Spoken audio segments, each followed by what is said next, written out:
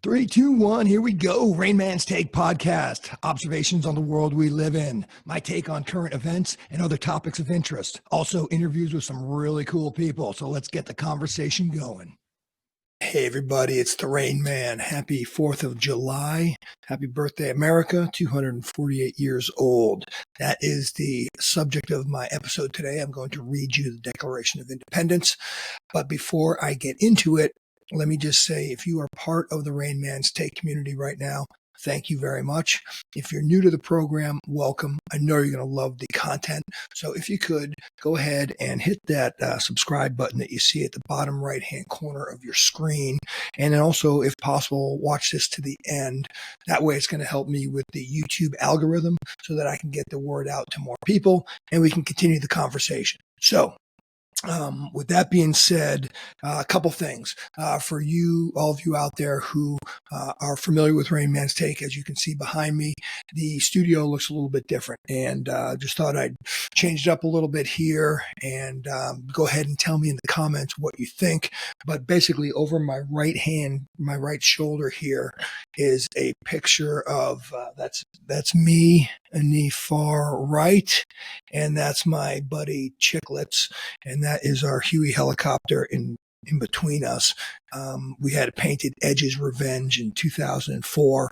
One of Chicklet's buddies was a Marine infantry officer who was killed over there in Iraq, and he honored his buddy by painting that on the nose of our Huey. So very cool picture, brings back a lot of great memories. Chicklets, if you're watching, what's up, brother?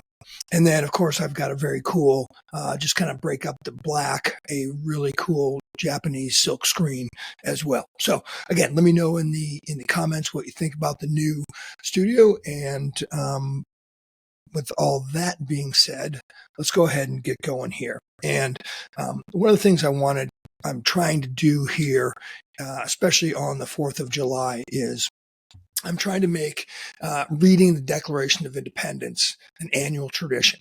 And I'm doing this as a shout out to one of my old friends and squadron mates when I was flying for the Marines in Iraq in 2004. His call sign was Gaddafi. And if you're listening, Gaddafi, this is for you, brother. So as an aside, Gaddafi was one of the luckiest dudes I know. He actually walked away from 3 Class A aircraft mishaps, meaning Class A meaning that the aircraft was completely destroyed. And in his case, the three accidents he was in were in Marine Cobra helicopters. And the day that he survived his 3rd crash was a pretty crazy day in Iraq. And I'll never forget looking at him and his pilot Tramp after the rescue bird dropped him off at the squadron later that day. Incredibly, he was in his full flight gear, and as he walked towards us, as he got off the helicopter and he was walking towards us, he was shaking his head and kind of laughing at himself, almost like, Jesus, another one. Anyway, that day was long and crazy with a lot of fighting going around the Cloverleaf just east of the city of Fallujah. Now, the Cloverleaf is a cluster of on-off ramps for the 2 main highways around Fallujah. Route Michigan, which ran basically east-west right down the center of Fallujah, and then Route Mobile, which went up to the northwest, kind of around the northern edge of the city. And by the way, if any of my fellow coyotes are listening, happy 4th. And if I get some of these details incorrect, go ahead and call me out on it, and I'll make those corrections. But 20 years later, this is what I recall about that crazy day in Gaddafi's 3rd crash. Gaddafi and Tramp were the first section to support the Marines on the ground, engaging the enemy in the neighborhood just west of the Cloverleaf. Now, somewhere in one of those buildings, a bad guy shoots an RPG and hits one of the engines on Tramp and Gaddafi's Cobra, causing it to go down. Now, in 2004, when we first got there, the tactics were basically go as low and as fast as you could. So when Tramp's Cobra was hit, he basically had to react immediately to have any chance of surviving the crash. So Tramp turns a Cobra and aims it at the front line of the Marines just east of the Cloverleaf. Now, miraculously, he's making a crash landing behind enemy lines and in such a way that both he and Gaddafi were able to walk away from it. So when the two get out of the helicopter, and at this point they're being aided by Marines on the ground, they find themselves in the middle of heavy ground combat. Obviously not where a pilot wants to be, as you can imagine. I believe there were 2 or 3 more sections that went out that day to support the ground forces. And I was one of the last sections to go out. And my section lead at the time was Hog. And we had a forward air controller on the ground who was using Hog and his Cobra to destroy target buildings in the objective area around the Cloverleaf. And as I remember, Hog was also able to call in an F-16 to destroy a huge warehouse just south of the Cloverleaf as well. So there was a lot of action going on. This whole time, Triumph and Gaddafi were on the ground with the Marines, and they were finally able to get to the Marine camp on the outskirts of Fallujah, where they were later airlifted back to our base. Now, it took a few more days, but eventually the crashed Cobra was brought back as well. So, obviously a tangent off of my main subject of today's episode, but since I'm giving props to Gaddafi, I thought I'd relay that crazy little story from 2004. So that's for you, brother. All right, back to the declaration. Now, before I start, the reason I'm doing this is I believe we cannot forget how important this document is because of what it brought to life, the United States of America. Now, why do I say that? So, centralized total control by a few elite who have complete authority over everybody else. This has been the norm throughout human history up until the 18th century. Now, the concept of America and our constitutional republic is the shining exception to that centralized form of government. The governing philosophy where the individual is the sovereign and they consent to be governed by selected individuals within a framework of a constitution outlining the rules governing society. That was a radical idea. Now, can this experiment continue? Well, we're at 248 years right now, and already there are serious signs of stress of the current corrupted culture in DC. It seems like more and more people today have no problem with big government, with more and more control over our everyday lives. Now, I believe we've been acclimated to this over the last several decades with the communist undercurrents in the education system that have influenced generations who are now adults. Now, this was allowed to take hold in the education system in the 1960s, but it is now very well entrenched today. Each 4th of July, I believe we need to look back and reflect on what it was our founders were trying to do with the concept of the sovereign individual. Because ever since the founding, there has been a struggle between a strong centralized government and a decentralized framework where moral, involved, participating individuals voluntarily interact with each other in society on the state and local levels. Now, I highly recommend that you read 2 books. And the first one is called and I'll just kind of show you the cover here. The first one is called The 5,000 Year Leap. And the second is called The Hologram of Liberty. Now, this will give you a great understanding of this struggle that I was just talking about. One, The 5,000 Year Leap by C. Cleone Skousen, and The Hologram of Liberty by Kenneth W. Royce. Now, the subtitles of the book say it all. For The 5,000 Year Leap, it's 28 great ideas that changed the world. And from The Hologram of Liberty, the subtitle is The Constitution's Shocking Alliance with Big Government. So, and please don't be like a liberal friend of mine who told me that they would not read The 5,000 Year Leap because Glenn Beck wrote the foreword of this particular edition. Please don't do that. Be a grown-up and get past that, because The 5,000 Year Leap, originally written in 1981, is a great explanation of the principles the founders relied on in setting up the concept of the United States of America and eventually the Constitution. So, the flip side of that coin is The Hologram of Liberty, and that describes all the embedded guardrails in the Constitution that ultimately gives a centralized big government much influence over many areas of our lives. So, right from the beginning of the debates around structuring the Constitution, there was a conflict. The Federalists wanted a strong federal government.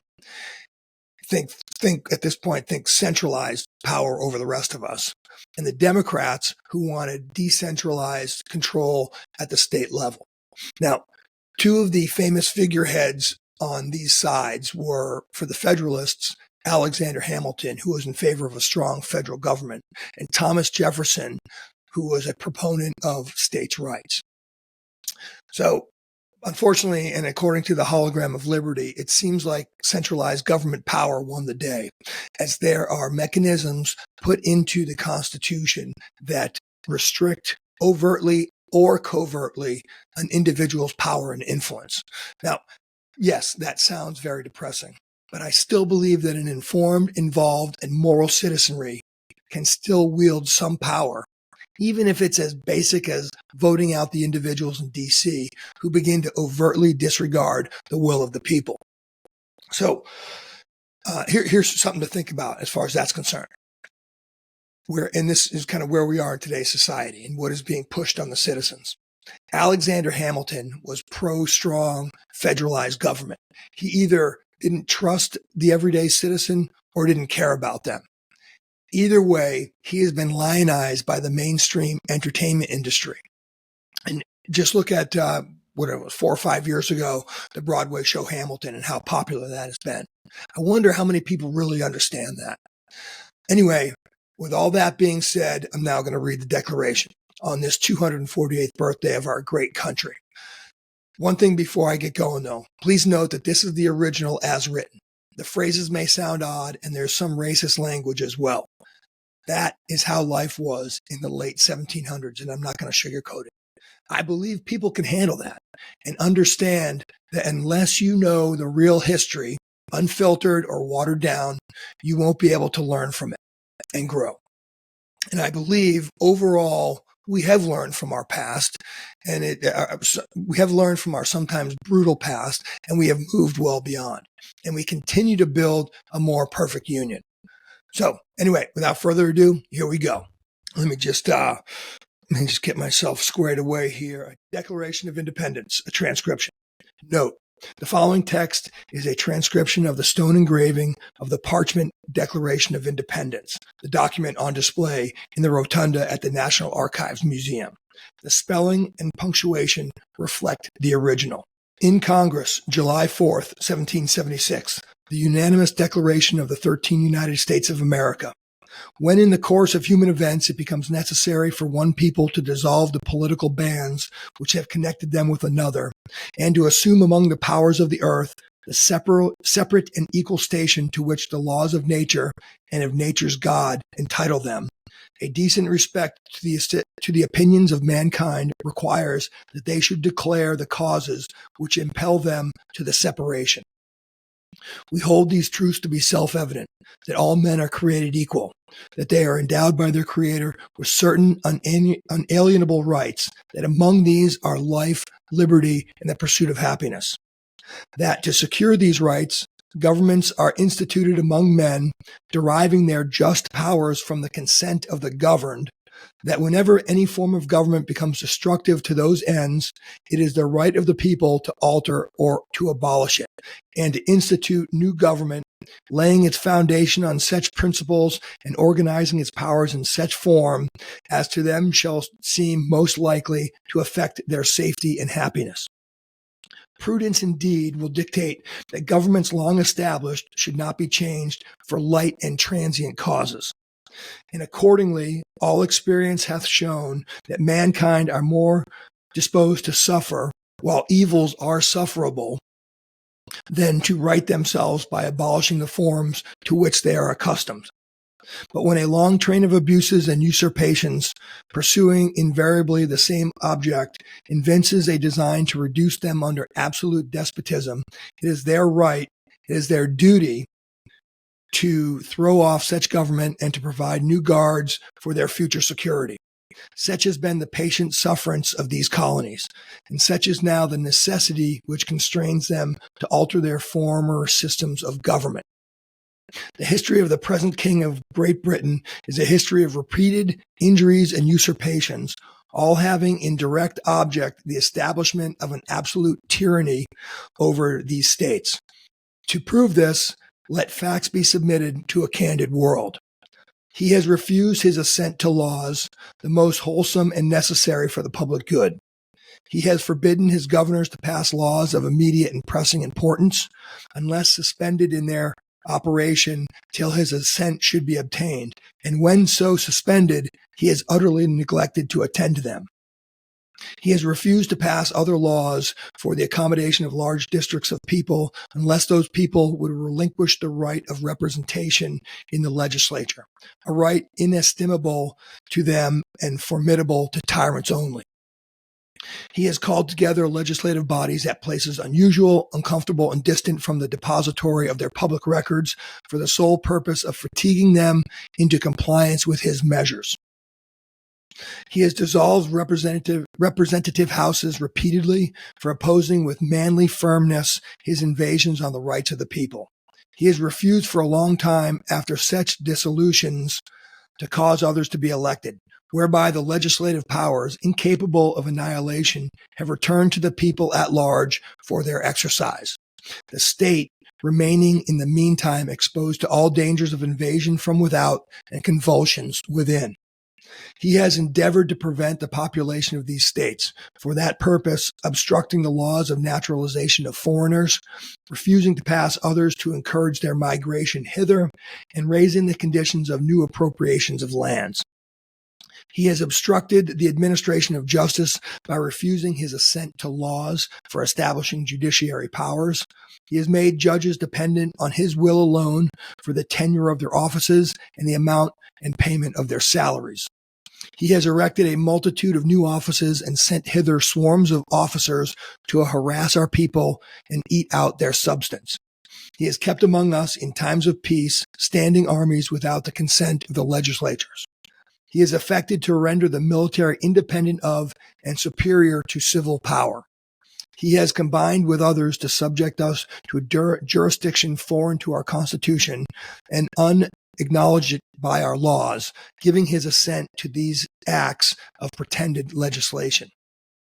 For quartering large bodies of armed troops among us, for protecting them by mock trial from punishment for any murders which they should commit on the inhabitants of these states, for cutting off our trade with all parts of the world, for imposing taxes on us without our consent, for depriving us in many cases of the benefits of trial by jury, for transporting us beyond seas to be tried for pretended offenses, for abolishing the free system of English laws in a neighboring province, establishing therein an arbitrary government and enlarging its boundaries so as to render it at once an example and fit instrument for introducing the same absolute rule into these colonies, for taking away our charters, abolishing our most valuable laws, and altering fundamentally the forms of our governments, for suspending our own legislatures and declaring themselves invested with power to legislate for us in all cases whatsoever. He has abdicated government here by declaring us out of his protection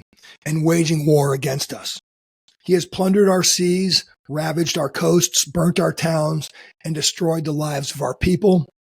He is at this time transporting large armies of foreign mercenaries to complete the works of death, desolation, and tyranny already begun with circumstances of cruelty and perfidy scarcely paralleled in the most barbaric ages, and totally unworthy of the head of a civilized nation. He has constrained our fellow citizens to take taken captive on the high seas, to bear arms against their country, to become the executioners of their friends and brethren, or to fall themselves by their own hands. He has excited domestic insurrections amongst us and has endeavored to bring on the inhabitants of our frontiers, the merciless Indian savages, whose known rule of warfare is an indistinguished destruction of all ages, sexes, and conditions. In every stage of these oppressions, we have petitioned for redress in the most humble terms. Our repeated petitions have been unanswered. In every stage of these oppressions, we have petitioned for redress in the most humble terms. Our repeated petitions have been answered only by repeated injury. A prince whose character is thus marked by every act which may define a tyrant is unfit to be the ruler of a free people. Now, nor have we been wanting in attentions to our British brethren. We have warned them from time to time of attempts by their legislature to extend an unwarrantable jurisdiction over us.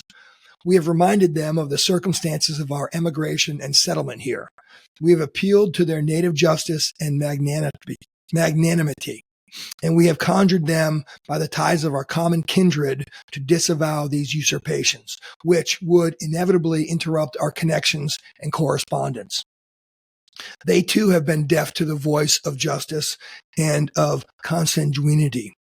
We must therefore acquiesce in the necessity which denounces our separation, and hold them, as we hold the rest of mankind, enemies in war and friends in peace.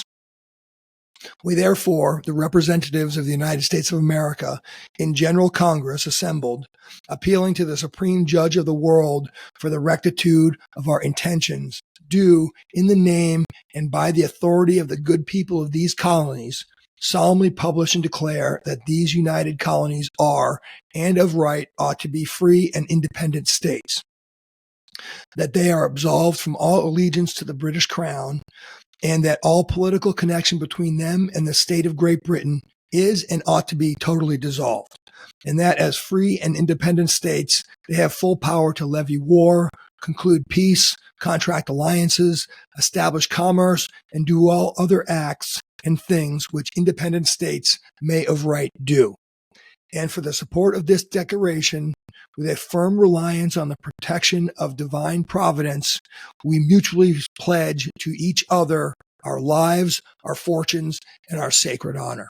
And this was signed by 57 signatories, 4 from Georgia, 3 from North Carolina, 4 from South Carolina, 4 from Maryland, 7 from Virginia, 9 from Pennsylvania, 3 from Delaware, 4 from New York, 5 from New Jersey, 2 from New Hampshire, 5 from Massachusetts, and 2 from Rhode Island, 4 from Connecticut, and 1 from New Hampshire.